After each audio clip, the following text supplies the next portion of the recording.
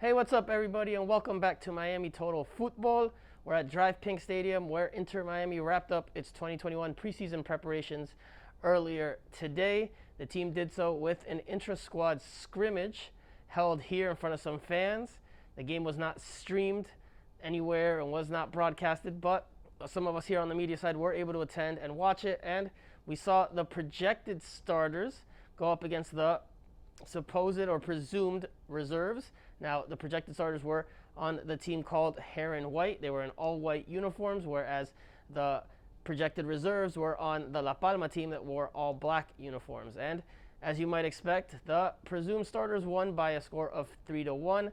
Heron White got 3 goals, and 2 of them came in the first half from Robbie Robinson and Rodolfo Pizarro, and the third one came from Kelvin Leardam in the second half off an exquisite class through ball from Gonzalo Higuain.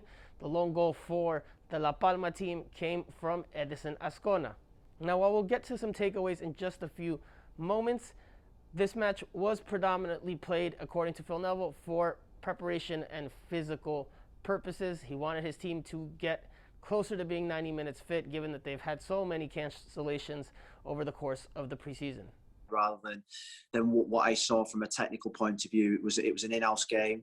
I wanted them to get 90 minutes under the belt. I think it's no secret that we've had pretty bad luck with games being cancelled. So I wanted to get 90 minutes in their legs, and that was the main focus from today, because I don't want us to get into the game next week and be short physically, knowing full well that it is the start of the season. Now, as for some takeaways, well, one notable one, and maybe the most notable one for me, was that Inter Miami had both of its teams today come out and start the games in 4-2-3-1 formations.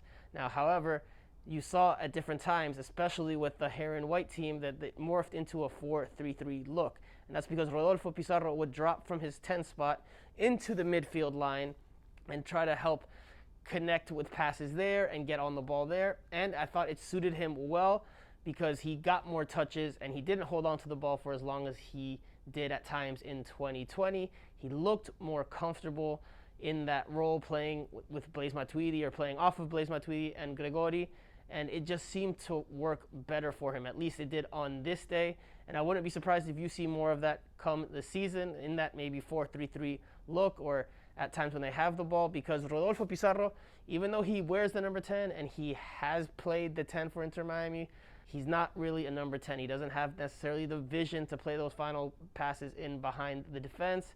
Isn't necessarily that type of a playmaker. And even back in his time in Mexico and with the Mexican national team, he was at his best when he was playing as an 8. From Inter Miami, you could expect he'll probably play a hybrid 8/10 type of role, especially since head coach Phil Neville said he liked what he saw. Rodolfo was around everything. You think about that 3 in midfield: Gregori, Blaise and Rodolfo. A lot came through Rodolfo, and we've been working really hard on that combination. So I'm really pleased. He's come back from international duty, and he's really put his foot down in terms of the intensity of his work, and I'm pleased with him. And it's exciting to see him play like this. I think he plays similar positions for Mexico in terms of a little bit deeper at times, where he can be more influential in possession. So ultimately, he's playing the position that he likes to play in. Another notable thing was that Robbie Robinson played on the left wing today for the Heron White team. And, well, we had seen him there at the end of a practice session earlier in preseason, so we kind of had an idea that he was getting a look there, but it was confirmed today. He was with the presumed starting group there, and he scored the opener off of a good header at the back post off a Lewis Morgan cross. But for me, I think he still had a bit of a mixed showing. You can tell that he's not fully comfortable playing there just yet. He had some good moments in one-on-one battles when he had some space to run at defenders, but still with his final decision-making, be it shots or crosses or figuring out what exactly to do there, you can tell it's not second nature for him just yet. It's something he's still learning and adapting to. I would say defensively, my positioning, you have to come back a lot deeper when you're playing a left wing role, and really kind of you have to mark the center mid and try to cut off the pass to the right back. So it's a balance that you got to find, and it's actually a lot more running than striker too, because you have to get back, you have to make that run forward, you have to get all the way back and help cover. Now, if there's another player that stood out to me today, it was Edison Ascona, the teenage winger. Showed some really good things for the La Palma team, one of the very few bright spots on the La Palma team. Energetic, full of confidence, and just looked fearless going at players or trying to make things happen. He even took a shot from distance at one point where maybe someone his age would hesitate and look for the pass. So a good performance for him. He only played the first half and was pulled at halftime.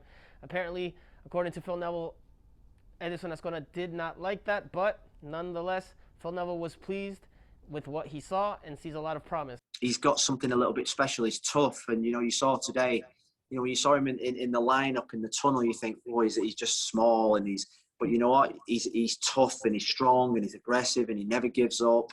And he was disappointed to come off at halftime. That's what I loved about it. He played 45 last night. He was only playing 45 today, and he didn't want to come off at halftime. I think the kid has got a real chance. A couple of other things of note was that there were a few players missing from the scrimmage. A few first-team players were not involved in the game today, and they were Julian Carranza, Breck Shea, Jay Chapman, and Felipe Valencia. Now, we don't know the statuses of them and whether they're injured or if they're dealing with something else, but we do know that Inter Miami had some positive COVID cases in camp not too long ago, so that could explain maybe why some of them were absent today. But that about does it for now. Make sure you stay locked into Miami Total Football for more news, analysis, and coverage of Inter Miami as the 2021 season approaches, and as Inter Miami looks to get roster compliant and figures out what to do with its 4 designated players. Most likely Matias Pellegrini is on the way out. But don't forget to like, comment, share, and subscribe. I'm Franco Penizo, and we'll see you guys back here on the next one.